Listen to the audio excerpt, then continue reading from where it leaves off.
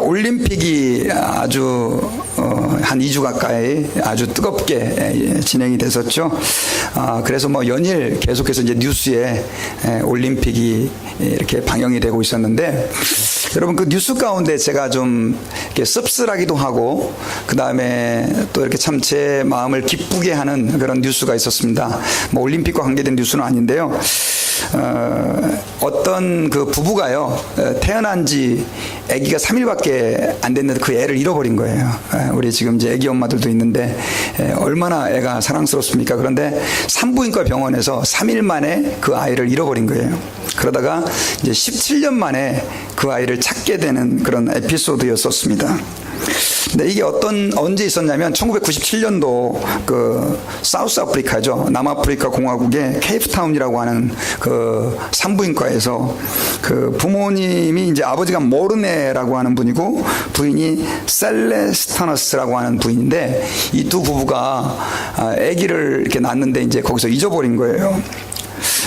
그래 얼마나 망연자실하고 열심히 찾았는데도 불구하고 애를 찾을 수가 없었어요.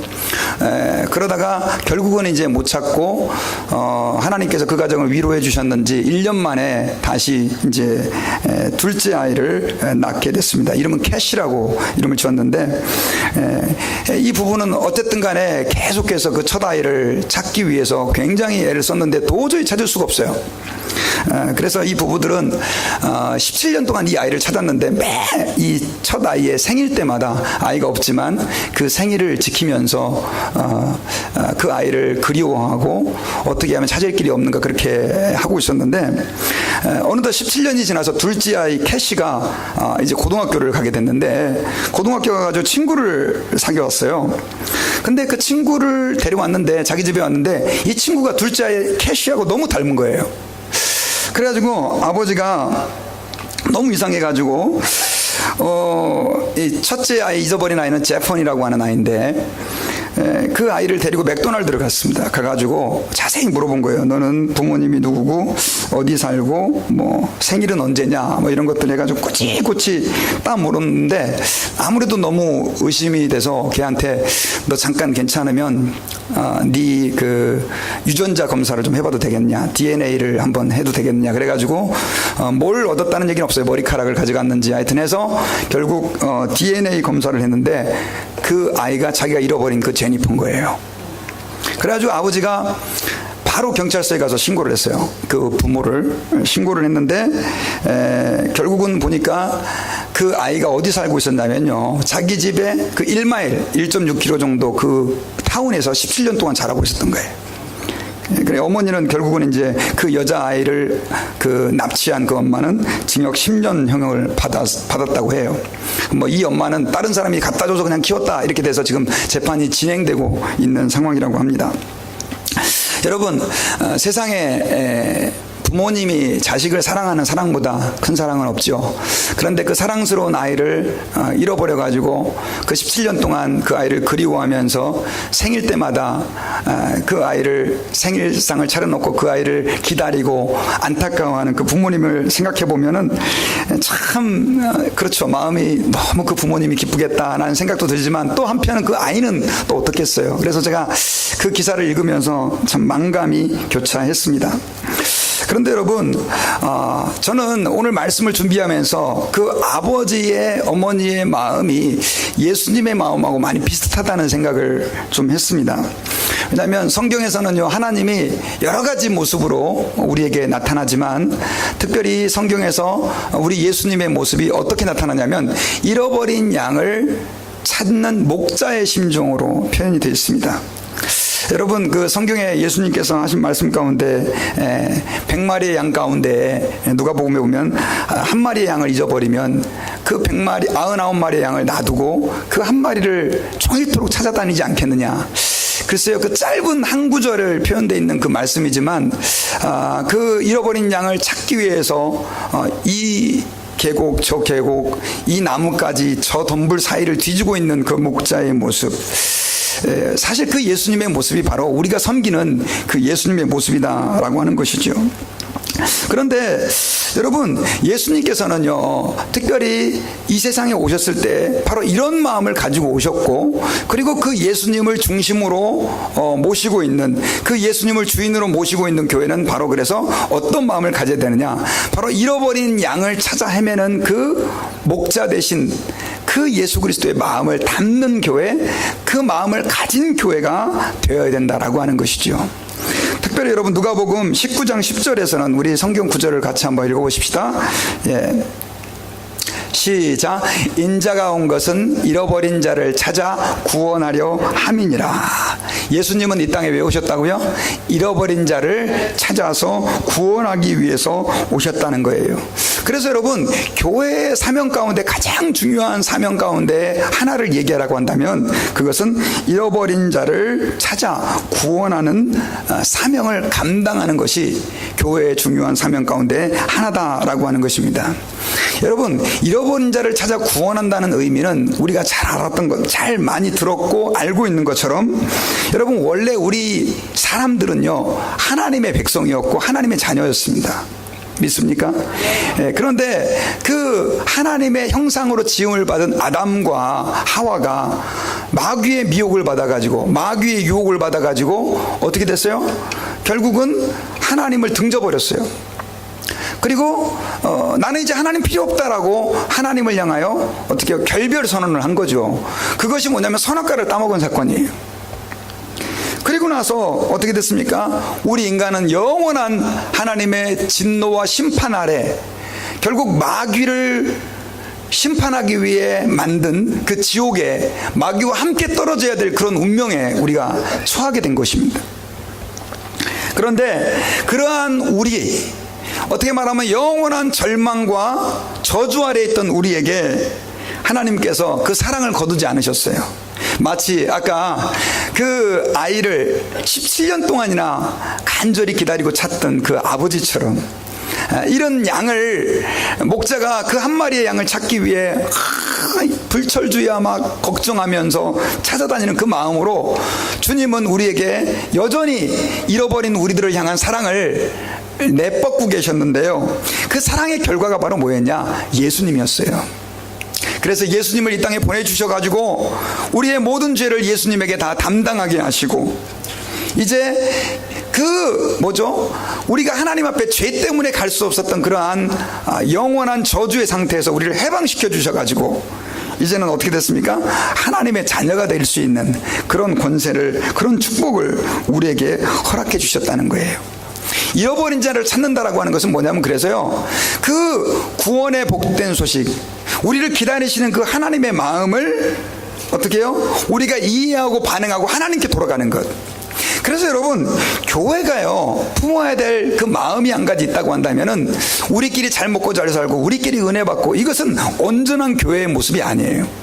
정말 우리가 예수 그리스도를 중심으로 교회가 그분의 몸이라고 한다면 교회는 어떤 교회가 되어야 되느냐? 바로 하나님의 마음을 가지고 잃어버린 사람들, 잃어버린 영혼들을 찾고 그들을 기다리는 간절한 마음을 가져야 된다라고 하는 것입니다. 자, 그렇다고 한다면요, 어떻게 잃어버린 영혼들을 하나님께서는 불러오실까요? 어떻게 하나님께서는 잃어버린 그 양들을 찾아오실까요? 그것은 전도라고 하는 방법입니다. 전도. 자, 우리 성경 구절을 한번 읽어봅시다. 고린도전서 1장 21절. 자, 여러분 의미를 새기면서 또박또박 한번 읽어봤으면 좋겠어요. 시작. 하나님의 지혜에 있어서는 이 세상이 자기 지혜로 하나님을 알지 못하므로 하나님께서 전도에 미련한 것으로 믿는 자들을 구원하시기를 기뻐하셨도다. 자, 하나님께서요, 하나님의 지혜에 있어서는 이 세상이 자기 지혜로 하나님을 알지 못해요. 여러분, 우리가 스스로 하나님을 알 수 있습니까? 없는 거예요. 안 믿는 사람이 어느 날 갑자기 내 하나님을 믿어야 되겠다 해가지고 하나님께로 돌아오는 일은 없습니다. 하나님은 반드시 하나님의 백성들을 불러오고 구원하는데 무엇을 방법으로 사용하시느냐? 전도를 사용하신다는 거예요. 목사님, 저는 모태신앙인데요, 전 전도 안 받았어요. 그런 분들이 계세요. 그 모태신앙인 분들은 누가 전도한 겁니까? 엄마가 전도한 거예요. 제가 늘 얘기했던 거, 이 사람은 다른 사람이 예수 믿으세요 해갖고는 믿을 가능성이 없으니까 아예 엄마 뱃속에서부터 그냥 엄마에게 전도를 받게 한 거죠. 그래서 모태신앙인 분들은요, 감사하셔야 돼요. 특별히 더 감사하셔야 돼요. 자, 하나님께서는 그렇게 전도라고 하는 방법을 통해서 우리를 구원하시기를 기뻐하셨는데, 특별히 여러분 오늘 본문에서 보면은요, 전도에 미련한 것, 이런 표현을 사용했어요. 전도를 뭐라고 얘기를 했어요? 미련한 것. 여러분, 왜 전도를 미련한 것이라고 그랬냐? 사실 여러분 여기서의 그 전도라고 하는 말은요, 가만히 보면은 우리가 길에서 전도지 뽑으면서 전도하는 것들을 생각할 수 있겠지만 사실은 그것도 전도예요. 그러나 오늘 본문에 나오는 이 전도란 말은 원문을 보면은요, 캐리그마라고 하는 말이 사용됐어요. 그 말은 좀 폭넓게 말하면 다른 사람에게 가서 길에서 선포하는 것도 전도지만 오늘날 강단에서 목사가 말씀을 전하는 것도 바로 이 캐리그마에 해당이 되는 거거든요. 그래서 쉽게 말하면 하나님의 말씀을 선포하고 듣는 그 과정을 통해서 하나님은 사람들을 어떻게 해요? 구원하시는 방법으로 사용하신다라고 하는 거예요. 여러분 로마서 10장에서는요, 우리가 믿음이 어떻게 생겨나느냐, 목사님 저는 믿음이 없어요, 믿음이 좀 있었으면 좋겠어요, 이런 분들이 계시죠? 여러분, 믿음은 들음에서 나고 들음은 하나님의 말씀으로 말미암는다, 이렇게 돼 있어요. 여러분, 하나님의 말씀을 들을 때 우리에게 성령의 역사로 인해서 믿음이 생기고 하나님 앞에 나올 수 있게 되는 거예요. 그래서 여러분, 하나님께서는 안 믿는 사람들을 택하여 구원하는 방법으로 뭘 사용하신다? 전도를 사용하시고, 오늘날 좀 말씀드리면 설교를 사용하시고, 그렇게 하신다라고 하는 것이죠. 그래서 여러분, 오늘날 이 땅의 교회들은 반드시 여러분 전도해야 됩니다. 하나님의 자녀가 되었다는 사람들은요, 반드시 하나님 앞에서 나는 전도의 사명자가 되었다는 사실을 잊어버리면 안 됩니다. 제가 늘 반복하고 강조하는 말이 한마디가 있습니다. 그것은 뭐냐면, 한번 따라해 봅시다. 우리가 살아있는 이유는 전도의 사명이 있기 때문이다. 여러분, 예수 믿으면 천국 간다 그랬잖아요. 아멘이 없으시네요. 예수님 믿으면 천국 갑니다. 그러면 이 땅에 있는 게 좋아요? 천국 가시는 게 좋아요? 근데 왜 살아계세요 다? 이 풍진 세상 왜 빨리 천국 다 가시지?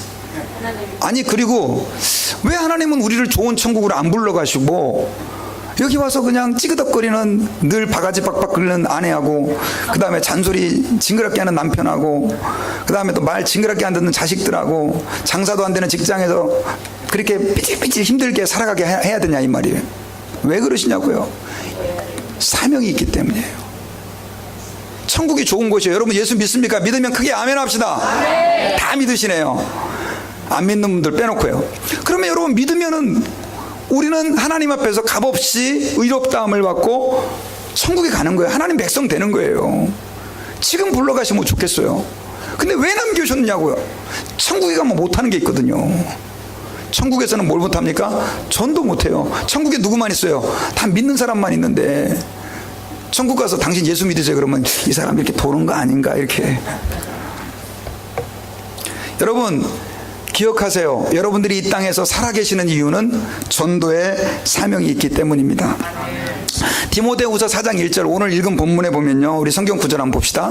자, 이렇게 기록이 되어 있어요. 같이 한번 읽어봅시다. 시작. 하나님 앞과 살아있는 자와 죽은 자를 심판하실 그리스도 예수 앞에서 그가 나타나실 것과 그의 나라를 두고 엄히 명하노니. 여러분, 하나님 앞과 살아있는 자와 죽은 자를 심판하실 그리스도 예수 앞에서 그가 나타나실 것과 그의 나라를 두고 엄히 명하노니. 자, 하나님은 어떤 분이나 라고 말씀하고 있냐면 특별히 심판하시는 분이라는 거예요. 여러분, 예수님은요 다시 오십니다. 그리고 예수님은요 처음에 오셨을 때는, 이 땅에 예수님이 처음 오셨을 때는 우리를 구원하시기 위한 구원자로 오셨습니다. 그러나 재림, 세컨 커밍이죠. 재림은요 구원자로 오시는 게 아니라 누구로 오십니까? 심판주로 오신다는 거예요. 심판주. 그래서 살아있는 사람도 심판을 받게 되고 이미 죽은 사람도 심판을 받게 돼요. 하나님의 심판이 남아있다는 거예요. 그리고 그 주님의 심판대 앞에 섰을 때는 더 이상 기회가 없어요. 여러분, 우리가 하나님 앞에서 전도해야 될 이유는요, 아까 하나님께서는 전도를 통해서 한 영혼을 구원하신다고 했지만 결국 그 전도를 통해서 영혼이 구원받지 못하면 하나님의 심판대 앞에 서게 돼요. 성경에서는 이 사실을 우리에게 자주 얘기하고 있어요. 여러분, 마태복음 16장 27절 같이 한번 읽어봅시다. 자, 시작. 인자가 아버지의 영광으로 그 천사들과 함께 오리니 그때 각 사람이 행한 대로 갚으리라. 예수님이 천사들과 함께 이 땅에 재림을 해요. 근데 그때 각 사람의 행한 대로 주님이 뭘 합니까? 심판을 하게 된다는 거예요. 심판.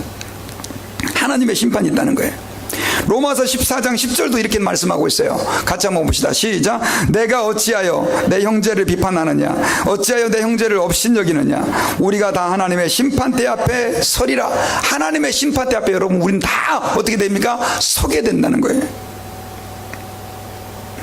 그리고 히브리서 9장 27절에서는요, 한 번 죽는 것은 사람에게 정하신 것이요 그 후에는 무엇이 있으리니? 심판이 있으리니. 여러분, 예수님은요 우리의 심판주가 되십니다. 그리고 하나님 아버지 앞에서 회개하지 않는 사람들, 또 하나님의 뜻대로 온전히 살지 않는 사람들은요 결국 하나님의 심판을 받게 될 것입니다.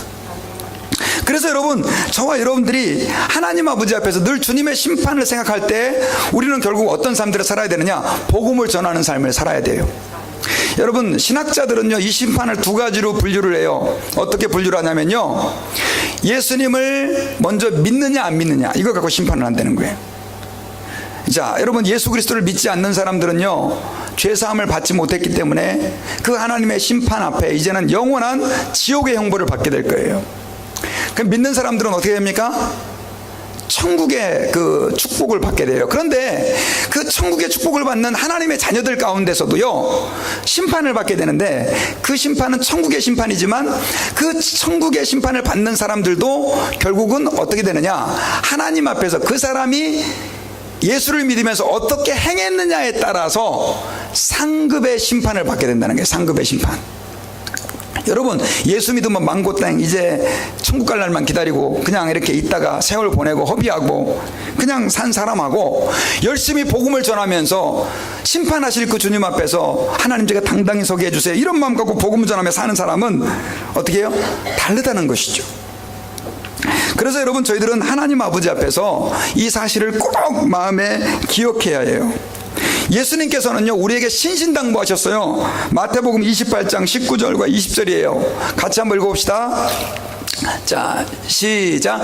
그러므로 너희는 가서 모든 민족을 제자로 삼아 아버지와 아들과 성령의 이름으로 세례를 베풀고, 20절, 내가 너희에게 분부한 모든 것을 가르쳐 지키게 하라. 볼지어다 내가 세상 끝날까지 너희와 항상 함께 있으리라.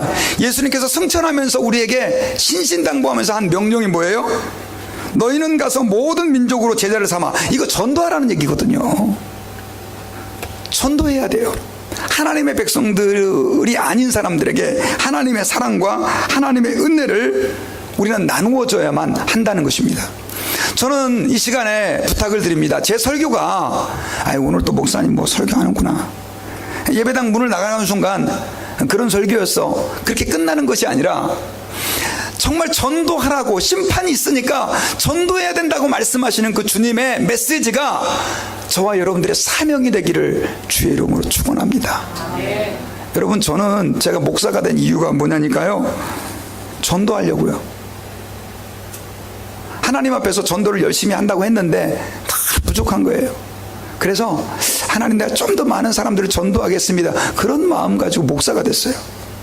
근데 여러분, 막상 목회자가 되고 나니까 이게 전도한다는 게 그렇게 쉽지가 않아요. 오히려 평신도 때보다도 더 어려울 때가 있어요. 왜냐하면 안 믿는 사람을 많이 못 만나니까. 여러분, 우리가 하나님 앞에서요 누군가 당신은 왜 삽니까? 너 왜 살아? 라고 물으면 뭐라고 대답하시겠어요? 우리 옆에 있는 분들에게 한번 물어봅시다. 당신 왜 삽니까? 너무 기분 나쁘게 물어보지 마시고요. 그러면 저는 복음 전하기 위해 삽니다. 목사님 죽지 못해서 사는데요. 예수 믿는 사람이 그러면 안 돼요. 죽지 못해서 사시면 안 돼요. 우리에겐 사명이 있어요. 여러분들 돌아가시는 거는요 사명이 다하는 날 가시는 거예요. 사명이 있는 자는 그래서 죽지도 않아요. 이거 기억하셔야 돼요. 근데 여러분, 전도가 우리에게 이렇게 중요한 사명인데, 여러분, 그 전도를 주님은요, 개인에게 맡기시기보다도 누구에게 맡기냐면 교회에 맡기셨어요. 이게 중요한 거예요. 자, 개인이 사람들에게 전도를 하잖아요. 이것도 아주 귀한 일이에요. 그런데 개인 전도는 한계가 있어요. 그래서 예수님께서는요, 그 전도의 사명을 개인이 해야 되지만 그거보다도 교회가 그것을 감당하기를 원하셨어요. 여러분, 성경을 보면은요, 예수님께서 12제자를 뽑았지 않습니까? 12제자를 주님이 왜 뽑으셨어요? 제가 몇 번 얘기했는데, 예수님이 12제자를 왜 뽑으셨어요? 복음을 전하게 하기 위해서, 그리고 또 함께 있게 하시고.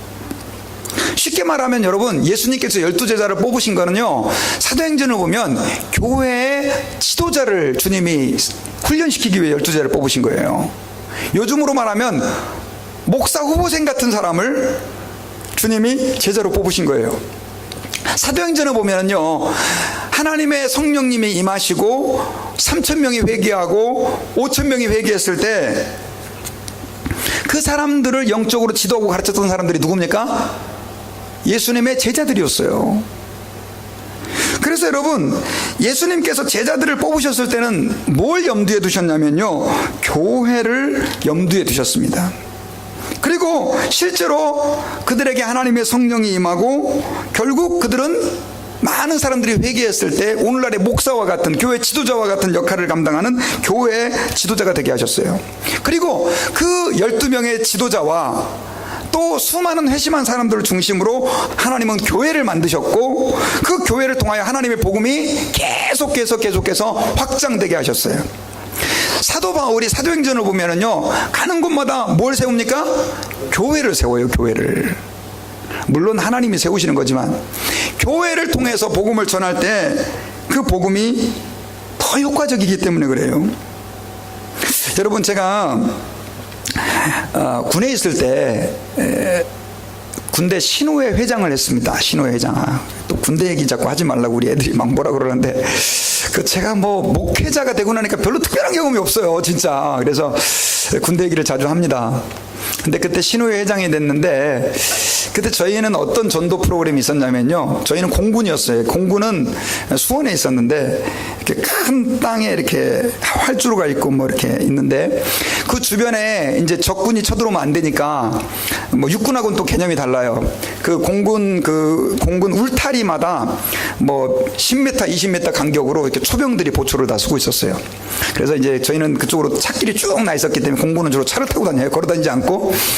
그래서 이제 저희 신우에서 무슨 전도를 어떻게 했냐면은, 차를 타고 가면서 그 초병들한테 뭐예요? 초코파이 있잖아요. 초코파이 뭐 아주 최고의 간식이죠. 그거하고 그 다음에 커피, 그걸 갖다가 이제 딱 타갖고 밤 한 10시나 11시 이렇게 가면은 너무너무 좋아해요. 그래가지고 이제 그걸 이제 딜리버리 해주는데, 저희는 그것만 나눠주지 않고 그 초병이 보통 이렇게 계단으로 된데 약간 높은 데 있거든요. 왜냐하면 담장이 높으니까 그 담장 위에서 지켜야 되니까. 그러면 이제 올라간다고요. 그러면 이제 한 대여섯 명이 팀이 돼갖고 5명이 너는 1번, 2번, 3번, 4번, 5번 쳐서 다 가는 거예요. 그럼 저도 이제 딱 들어가죠. 그래가지고 이제 한 뭐 3분에서 5분 정도 가서 잠깐 복음을 전하고 내려오고, 또 그 다음에 6번, 7번, 8번, 9번, 10번 이렇게 딱 하고, 그거를 거의 매주 했어요. 전도를. 매주 했는데 정말 놀라운 거는요, 저는 이렇게 들어가잖아요. 그러면 결신율이 90%예요. 10명에게 복음을 전하면 몇 명이 회심을 해요? 9명. 그래서 저는 얼마나 제가 그때 잘난 척을 했는지, 이야, 나는 결신율이 90%다. 10명에게 복음을 전하는데 어떻게 9명이 믿는다고 그래요? 그 가운데는 천주교 신자, 불교 신자, 하여튼 초코파이하고 커피를 들고 가면 다 믿겠다는 거예요. 이야, 신기해요. 그 사람들은 주로 이제 그때 방위병이라 그래가지고 바깥에서 출퇴근하는 사람들이었거든요. 그러면 이제 믿겠다 그러면 그 사람의 영접기도 거기서, 주 예수님, 저는 죄인입니다. 이 시간 예수님을 저의 구주로 영접합니다. 영접기도 같이 해주고. 근데 딱 다리고, 그리고 이제 와서 이제는 이 사람이 우리 교회로 못 나오잖아요. 저는 군대 기지교회에 있었는데 밖에서 왔다 갔다 하는 사람이니까 밖에 교회를 다녀야 되는데, 이 사람들이 이렇게 해서 밖에 교회에 수원 시내에 좋은 교회들이 많으니까 그건 쪽에 찾아가서 신앙생활 하십시오 하고 돌아와요. 근데 언제부터인가 제게 문득 이런 생각이 들었는 거예요. 이 사람들 가운데 과연 몇 명이나 제대로 신앙생활을 시간이 1년이 지나고 2년이 지나도 하고 있었을까? 여러분 어떻게 생각하세요? 솔직히 제가 믿음이 없어서 그런지 모르겠지만 거의 잘 신앙생활을 안 할 것 같은 생각이 드는 거예요. 예수님은 믿었지만. 왜냐하면요, 여러분 그 젊은이들이 그렇게 예수님 영접기도 한번 했다고 해서 교회 찾아 나와서 신앙생활 하기가 쉽지 않거든요. 여건이요.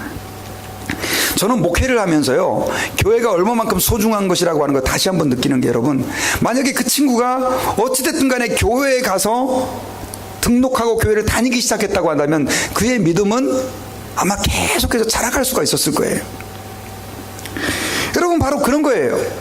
교회가 전도해야 된다라고 하는 의미는요, 교회가 가서 여러분 이번 주 우리 전도 행사합니다 하고 나가가지고 막 전도지 뿌리고 그런 것만을 의미하는 게 아니라, 안 믿는 사람이 교회에 들어와서 마치 이곳에서 그 인큐베이터에서 아이가 자라가는 것처럼 그렇게 교회를 통해서 안 믿는 사람들이 전도가 돼가지고 신앙이 자라서 성숙해져야 된다라고 하는 것이죠.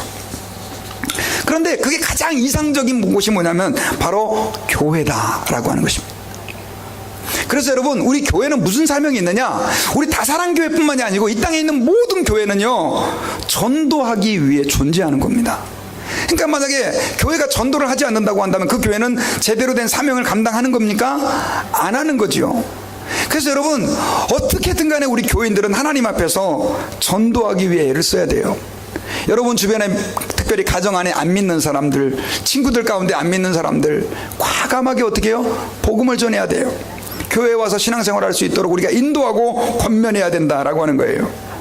자, 그렇다고 한다면은요, 우리가 어떻게 교회가 전도해야 될까요? 여러분, 전도의 방법은 여러 가지가 있지만 저는 이 시간에 그거 다 얘기할 수 없고요, 한 가지 꼭 우리가 주목해야 될 가장 중요한 전도의 방법을 말씀드리길 원해요. 그건 뭐냐면 기도입니다. 기도. 여러분, 이런 생각 해보셨어요? 목사님, 제가 전도를 해봤는데 사람들이 듣지도 않고요, 그 다음은 또 받아들일 생각도 안 하고, 지금은 이 전도가 너무 사람들이 이렇게 불편하게 생각하는, 그래서 사실 전 좀 부끄럽기도 하고 뭐 좀 그렇습니다, 이런 생각 드는 분들 계시지 않습니까?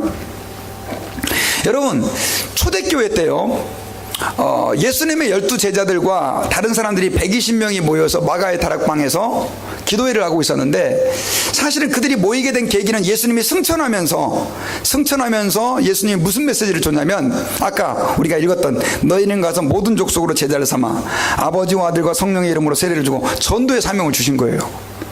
근데 그들이 그 주님의 명령을 따를 수 있었어요? 없었어요? 없었어요. 왜냐하면 전도할 여건 자체가 되지 않았어요. 왜냐하면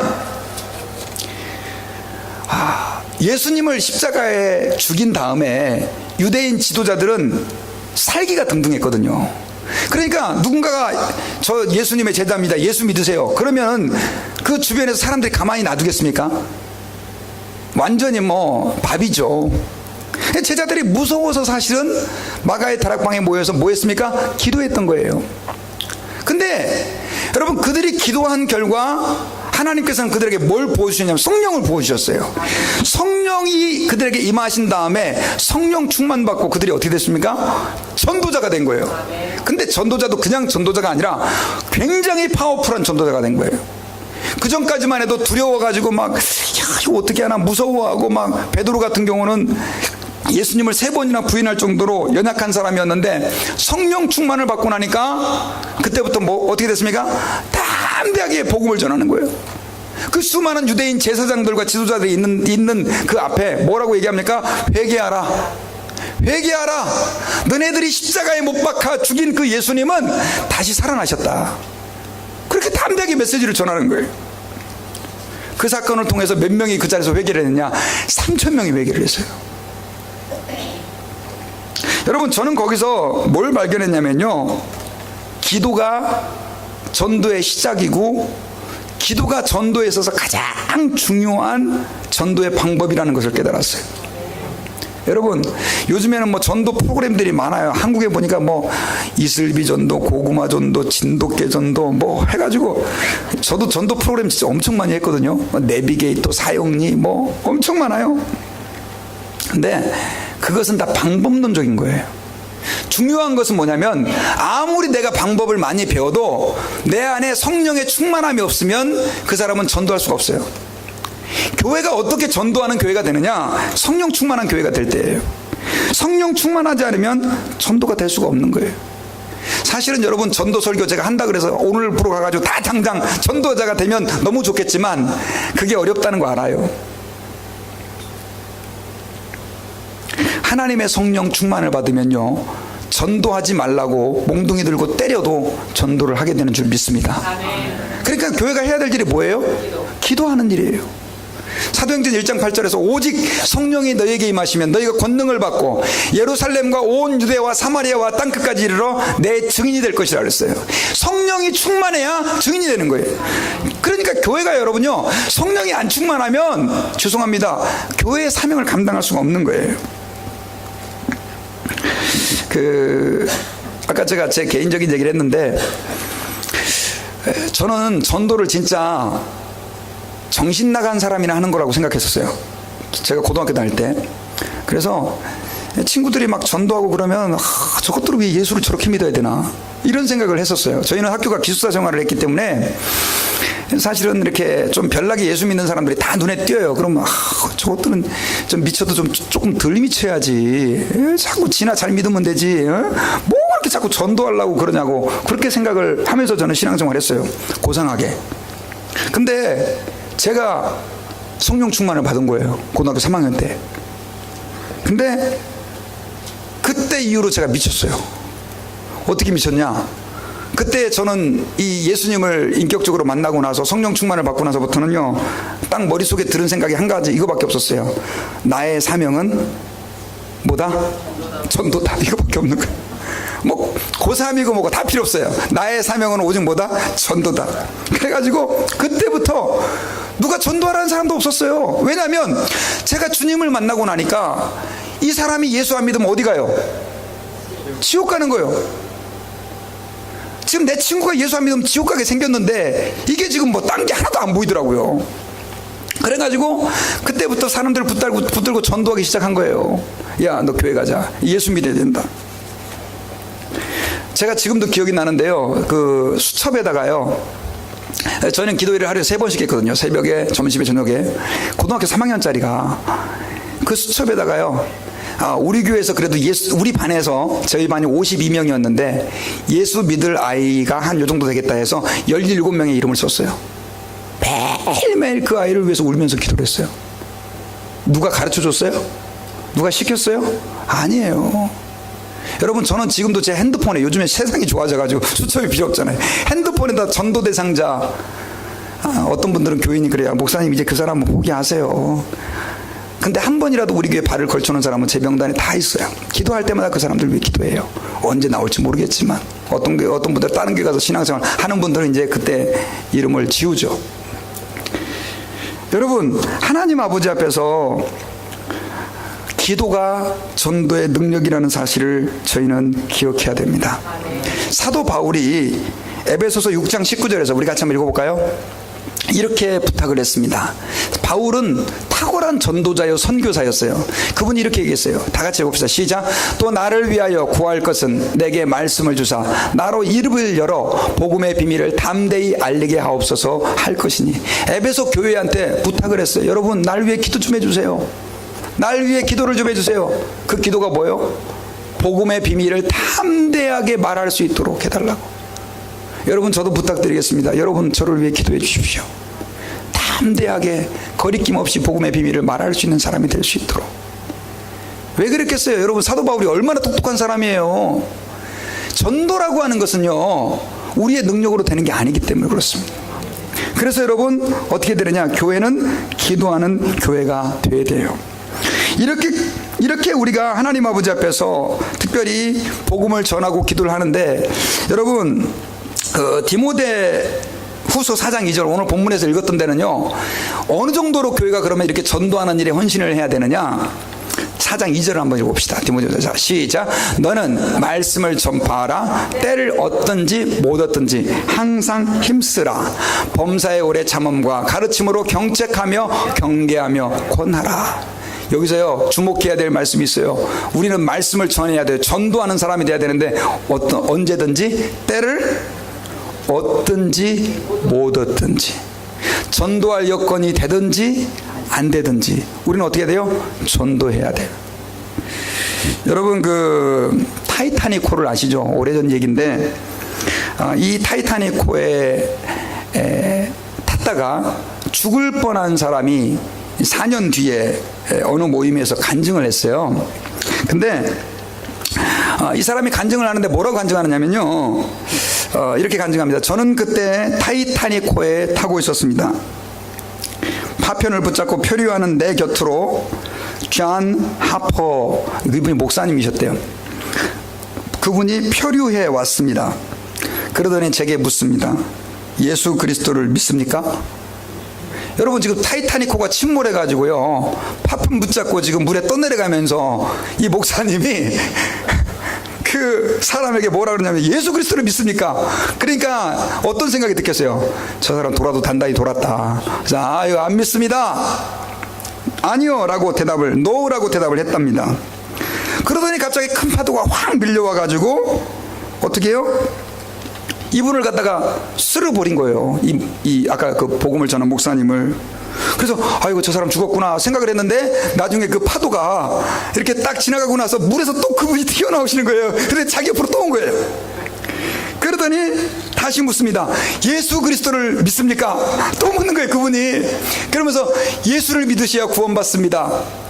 그렇게 얘기를 했대요. 그러더니 결국은 나중에 이분은 또다시 다른 파도에 밀려서 이제 영원히, 이분이 한 마지막 전도했다는 거예요. 그 사람은 두 번째 질문에도 아니요, 저는 안 믿습니다, 이렇게 얘기를 했대요. 그런데 나중에 이 사람이 간신히 구조되고 나서 그 예수 그리스도를 믿습니까? 라고 하는 그 마지막 타이타닉호가 침몰되면서 그 물에서 전도했던 그 목사님의 이야기가 계속 귀를 맴도는 거예요. 그래가지고 교회를 찾아 나가서 신앙생활을 시작한 거예요. 할렐루야. 그래가지고 이분이 가는 곳마다 그 간증을 하는 거예요. 여러분, 때를 얻든지 못 얻든지 말씀을 전파하기에 힘쓰라. 여러분, 우리가 목사님 저는 이러한 여건 때문에 안 되고, 이것 때문에 안 되고, 저것 때문에 안 되고, 우리 교회는 이래서 전도 못하고 저래서 전도 못하고, 아니에요. 여러분요, 우리가 하나님 앞에서 우리는 때를 얻든지 못 얻든지, 언제가 우리의 인생이 마지막이 될지 몰라요. 그래서 하나님 앞에서 열심을 다해서 복음을 증거하시기를 주의 이름으로 부탁드립니다. 그렇게 했을 때요, 하나님께서는 반드시 결실하게 해주신다는 사실을 믿어야 돼요. 쉽게 말하면 전도의 뿌린 씨앗은요, 반드시 열매를 맺어요. 여러분들이 복음을 전했는데 저 사람이 안 받아들여요? No problem. 전도는요, 영어로 persuade, 설득이 아니에요. 전도는 뭐예요? 선포예요. 하나님 앞에서 말씀을 전하세요. 그 사람이 받든지 안 받든지는 누가 알아서 하세요? 하나님이 하세요. 여러분, 전도를 자꾸 하다가 사람들이 안 받아들이고 거절하고 그러면 그 다음부터 할 마음이 생깁니까? 안 생기죠.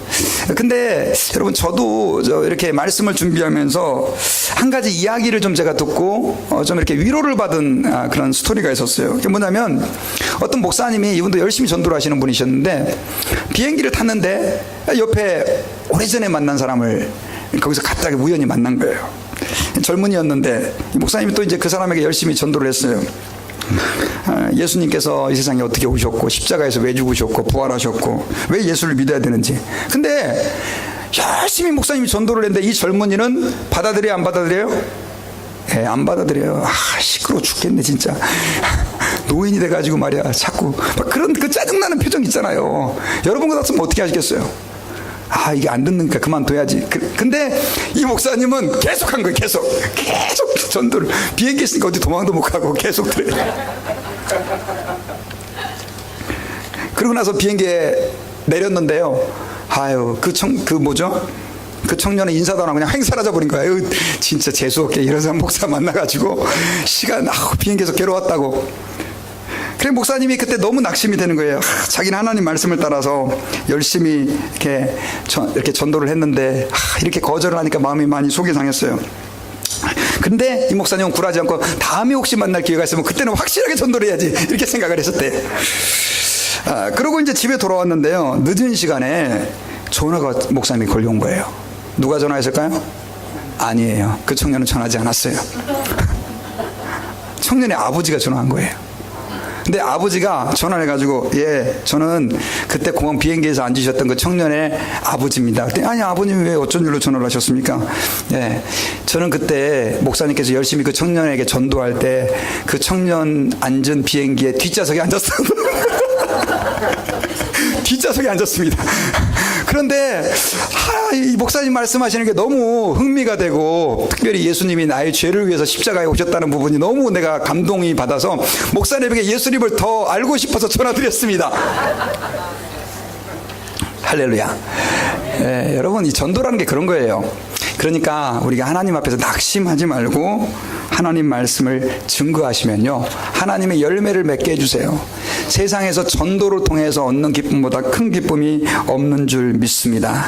그래서 오늘 여러분, 특별히 하나님 앞과 그 다음에 산자와 죽은 자를 심판하실 예수 그리스도 앞에서 내가 내게 엄히 명하노니 너는 복음을 증거하라, 말씀을 전파하라고 하신 그 말씀을 마음에 새기고, 우리 교회의 사명은 어떤 사명이에요? 하나님의 말씀을 전파해야 할 사명이 있음을 깨닫고 기도하는, 그래서 하나님의 뜻을 온전하게 이루어드리는 우리 다사랑교회가 되기를 주의 이름으로 축원합니다. 같이 기도하겠습니다. 하나님 감사합니다. 오늘 말씀을 통해서 교회의 사명 중에 하나가 전도하는 것임을 다시 한번 깨닫게 하시고 전도에 대한 도전을 일으켜 주심을 감사합니다. 우리 가족 안에, 우리 직장 안에, 또 우리 동네 주변에 예수님을 안 믿는 사람들이 너무 많이 있습니다. 하나님, 우리가 그들에게 복음의 증거자가 되기를 원하고 전도자가 되기를 원합니다. 하나님 도와주시어서 우리를 통해서 그들도 예수 믿고 구원받고 하나님의 자녀가 되는 복된 축복의 통로로 저희를 사용하여 주시옵소서. 감사드리며 예수님의 이름으로 기도드리옵나이다. 아멘.